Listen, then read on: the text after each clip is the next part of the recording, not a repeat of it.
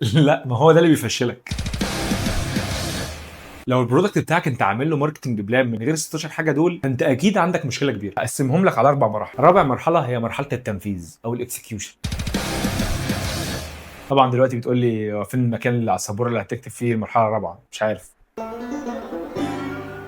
اول حاجه في مرحله الاكسكيوشن هي الكوميونيكيشن بلان. ازاي هتوصل للناس بتاعتك، الكونتنت بتاعك يبقى شكله عامل ازاي، المسج بتاعتك هتتقال ازاي، التون اوف فويس بتاعك عامل ازاي، التشانل اللي انت هتنزل عليها فين، وبرضه هنشرحها في فيديو تاني.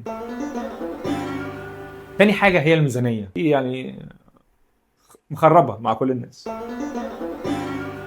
ثالث حاجه هي الاكشن بلان والكي بي ايز، مين هيعمل ايه امتى وايه المعايير اللي هنقيس عليها نجاحنا. اخر حاجه رقم 4، انا كده هضطر ازنق لان مفيش غير هنا وهنا شكلها مش هيبقى حلو، فهكتب هنا اهو. وده بقى اللي احنا ما عملناهوش واحنا بنكتب كل ده عشان يبقى انا الحته الصغيره دي، الريسك بلان.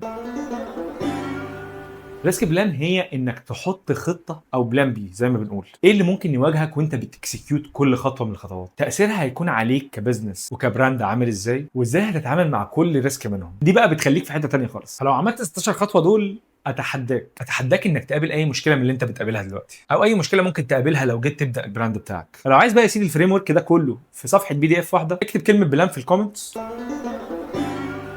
وانا ابعتهولك. وما تنساش بقى الفولو، عشان ايه يعني الخطوات دي هنشرحها بالتفصيل. سكرين شوت، سكرين شوت، السكرين شوت عشان بس ابان في السكرين شوت.